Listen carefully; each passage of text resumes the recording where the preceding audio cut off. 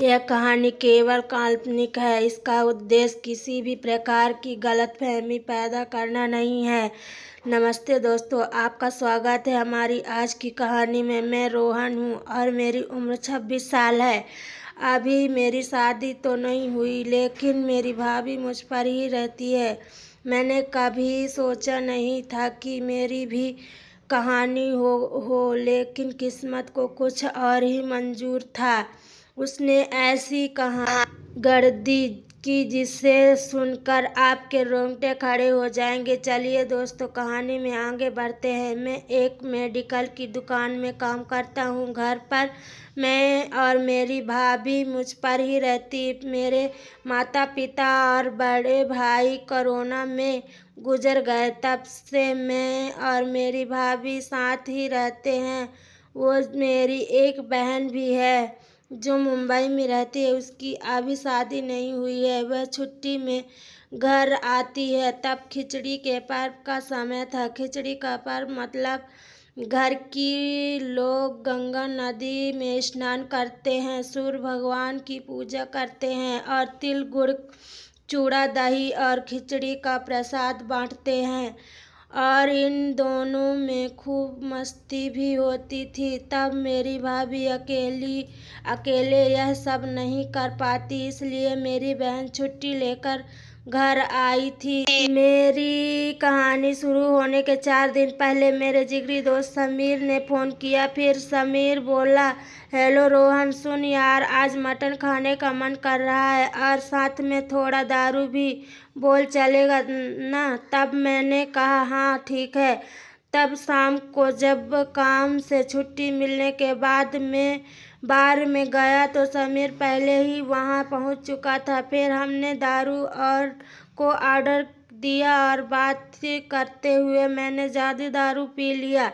समीर ने कहा, यार बस हो गया, अब चल घर चलें। तब मैं थोड़ा ज़्यादा पी चुका था, इसलिए उठते समय थोड़ा डगमगा रहा था। तब घर पहुंचकर गाड़ी खड़ी करते समय मुझे स्टैंड नहीं मिल रहा था। जैसे तैसे करके मैं अंदर आया और देखा कि हॉल में नाइट बल्ब जल रहा था, जिससे मुझे सब धुंधला दिख रहा था। तब जैसे ही मैं कमरे की ओर बढ़ा, मैंने देखा कि सोफे के नीचे चटाई पर कोई सो रहा है। फिर पास जाकर मैंने देखा तो मेरी बहन रिया काले गाउन पहने सो रही थी।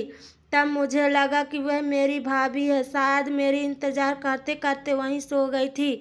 तब दारू के नशे में मैंने अपने बहन को सीधा किया, तभी वह सो रही थी। फिर मैंने सोचा कि अगर वह उठ गई तो चिल्लाएगी इसलिए मैंने पहले ही तैयार कर लिया। तब उसने थोड़ा हिलकर उठने की कोशिश किया, लेकिन मैं उसे नीचे ढकेल रहा था। तब भी मेरी बहन उठने की कोशिश करती रही, लेकिन मेरे जोश के कारण वह उठ नहीं पाई। दोस्तों, तब वह कुछ मिनट तक वह चुपचाप लेटी रही। जब उसने कोई हरकत नहीं की तो मैं भी शांत हो गया। हमेशा की तरह ज़्यादा देर तक नहीं रुका, जल्दी ही उठकर एक तरफ लेट गया और सो गया। फिर सुबह के 4 बजे के करीब जब मुझे पेशाब के लिए उठना पड़ा तो मैं खुद को अस्वस्थ महसूस कर रहा था। तब नशा कुछ समय कम हो गया था। फिर जल्दी से कपड़े पहना, पेशाब किया और वापस जाकर सो गया। फिर सुबह को मेरी भाभी ने मुझे उठाया। तब देर हो चुकी थी, इसलिए मैंने जल्दी तैयार होना शुरू किया। तैयार होते समय मेरी बहन रिया मुझे कुछ अजीब नज़रों से देख रही थी। फिर मैंने नाश्ता किया और काम पर निकलने लगा। तभी मेरी भाभी ने टिफिन देते हुए पूछा, रात को बेडरूम में क्यों नहीं आए? यह सुनकर मैं हैरान रह गया। तब मैंने कुछ नहीं कहा और काम पर चला गया। रास्ते में जाते समय सोचने लगा कि रात को मैंने कुछ किया था क्या? उस दिन पूरे दिन भर यही ख्याल मेरे दिमाग में चल रहा था। फिर दोपहर को लगभग 2:30 बजे मेरी बहन रिया का फ़ोन आया। रिया बोली, हेलो भैया, कहाँ हैं? मैंने जवाब दिया, काम पर हूँ। क्यों? रिया ने कहा, मुझे आपसे मिलना है, मैं वहीं आ रही हूँ। तब भाई ने कहा, ठीक है, आ जाओ। फिर थोड़ी देर बाद रिया आई। फिर मैं दुकान के बाहर उससे मिलने गया। तब वह एक कोने में खड़ी थी। फिर मैंने उससे पूछा, क्यों काम है? रिया ने जवाब दिया, आपको सच में नहीं पता मैं क्यों आई हूँ? तब मैंने कहा, पहले ही मेरा सिर दर्द कर रहा है। तब रिया बोली, भैया, किस बात से आपका दर्द हो रहा है? ज़्यादा सोने से या कुछ और? तब मैंने जवाब दिया, रात को ज़्यादा सोने से। तभी रिया बोली, या फिर कुछ और करने से भैया? तब उसके सवालों से मुझे समझ में आया कि रात को कुछ ज़रूर हुआ था। उसने आगे कहा, तुम्हें सच में नहीं पता कि रात को क्या हुआ? तब उसकी बातों में गुस्सा नहीं आया था, लेकिन एक अजीब सा एहसास था। फिर मैंने माफ़ी मांगते हुए कहा, मुझे माफ़ कर दो, नशे में ऐसा हो गया। फिर मैं उसके पैरों में गिरने लगा, लेकिन उसने मुझे रोक दिया। रिया बोली, अरे क्या कर रहे हो भैया, लोग क्या कहेंगे? मैंने कहा, क्या करूं, मुझसे गलती हो गई। इस पर रिया बोली, रात को जो हुआ अब वो हो चुका है। पहले तो मुझे बहुत बुरा लगा, लेकिन फिर मैंने सोचा मैं भी एक औरत हूँ, मुझे भी वो सब चाहिए। इस पर तुरंत ही मैंने कहा, तुम्हारा क्या मतलब? रिया बोली, देखो भैया, मैं साफ साफ कह रही हूँ, रात को तुम मुझसे नज़दीक आए, अब तुम्हें ही मुझे पूरा करना होगा। अब मैंने तुम्हारी भलाई के लिए दवाई भी ली है। मैंने कहा, लेकिन तुम मेरी बहन हो, ऐसा कैसे हो सकता है? रिया बोली, मैंने कई कहानियों में पढ़ी है जिसमें भाई बहन का ऐसा रिश्ता होता है। मैं तुम्हें रोक नहीं रही हूँ, लेकिन अगर तुम मान न करोगे तो मैं बाहर ही चली जाऊंगी। यह सुनकर मैंने कहा, ठीक है, लेकिन घर पर भाभी के रहते ये सब कैसे होगा? रिया बोली, मैंने उसे मायके जाने के लिए तैयार कर लिया है। रात को भी तुमसे पूछे तो तुम उसे जाने देना, फिर हम बात करेंगे। इस तरह मेरी भाभी अपने मायके चली गई। मैं सोचता रहा कि अब क्या करूं हमारे रिश्ते में। तब मैंने मोबाइल में बहन के कुछ फ़ोटो देखने लगा। उसने मुझे सब कुछ दिखा, लेकिन एक दिक्कत थी कि खिचड़ी के 14 दिनों में कैसे और करेंगे।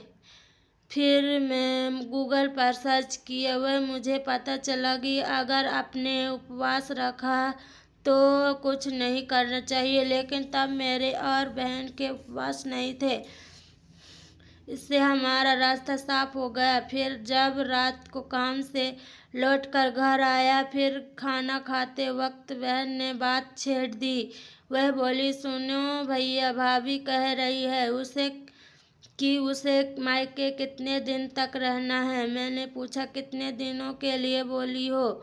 रिया बोली, पूरे 14 दिनों के लिए। इस पर मैंने कहा, ठीक है, भाभी का थोड़ा आराम भी हो जाएगा, इससे भाभी भी खुश हो जाएगी और तुम भी। फिर खाना खत्म होने के बाद बहन ने बर्तन साफ किया और बाकी काम निपटाने लगी। वैसे सब काम मेरी बहन का होता था, लेकिन अब उसके गैर मौजूदगी में यह सारा बहन को करना पड़ रहा था। अब बर्तन धोने के बाद रिया ने मेरे पास आकर बैठ गई। फिर रिया बोली, नाराज तो नहीं होना भैया मैंने कहा, नहीं, पहले मुझे गलत लगता, लेकिन बाद में सोचा कि अगर तुम तैयार हो तो मुझे क्या दिक्कत होगी। रिया बोली, तो आज रात? मैंने कहा, ठीक है, आज रात ही बात कर लेता हूँ, ताकि तुम भी आराम से रहो और मैं भी। तब तक हम दोनों ने सारे काम निपटाकर टीवी देखने बैठ गए। तभी रिया ने मुझे एक प्यारी सी मुस्कान दी और अंदर चली गई। तब मैंने अपने मन में कहा अब रिया नहीं मानेगी, आज की रात बच्चा लेके ही मानेगी। तब कुछ देर तक तो वह वहीं बैठा रहा और रिया के बारे में सोचता रहा। फिर उठा और कमरे में चला गया। कमरे में घुसते ही एक सुखद गुलाबों जैसी खुशबू आई। तब माहौल बहुत अच्छा बना हुआ था। मैं बेडरूम में गया तो देखा कि बहन लाल रंग की साड़ी पहनी हुई थी। तब वह बहुत सुंदर लग रही थी। तब मैं उसके पास गया। फिर हमारी आंखें मिली और हम दोनों थोड़ी परेशान हो गए। तभी रिया बोली, अरे धीरे। मैंने कहा, इतनी मेहनत तो भाभी ने भी नहीं की थी जितनी तो मर रही है। फिर हम लगभग 15 मिनट तक किसी तरह बात करते रहे। फिर मैंने उसे लिटा दिया। तभी रिया ने कहा, क्या यह सब ठीक तो रहेगा ना? इस पर मैंने कहा, रिया ये सब पहले सोचना चाहिए था ना। खैर अब तुम जैसा चाहो। फिर वह मेरे पास आकर लेट गई। तब उसने तेल की एक बोतल पास रखी थी। फिर मैंने उसे थाम लिया। रिया बोली, अब मैं क्या? मैंने कहा, कुछ नहीं, चलो शुरू करते हैं। तब रिया ने मुझसे कहा कि उसका सपना था कि वह अपने पति या किसी दोस्त के साथ ऐसा करे, लेकिन उसका नसीब अच्छा था कि उसका सपना मेरे साथ पूरा हुआ। अब मेरी बहन वापस मुंबई चली गई है। अब जब भी पर्व त्योहार आता है तो पर्व के बहाने से वह मेरे पास आ जाती है। अब तो मेरी भाभी भी गर्भवती हो गई है और रिया ने इस में उनकी बहुत मदद की थी। वह भी एक अलग ही कहानी है, फिर कभी सुनाएंगे। तो दोस्तों, यह थी हमारी आज की छोटी सी कहानी। आपको यह कहानी कैसी लगी कमेंट करके ज़रूर बताइए। अगर आपको यह कहानी पसंद आई हो तो इसे लाइक करें और अपने दोस्तों के साथ शेयर करें। आगे भी ऐसी ही रोमांचक कहानियों के लिए हमारे चैनल को सब्सक्राइब करें और बेल आइकन दबाना ना भूलें, ताकि आप हमारी कोई भी कहानी मिस ना करें। धन्यवाद।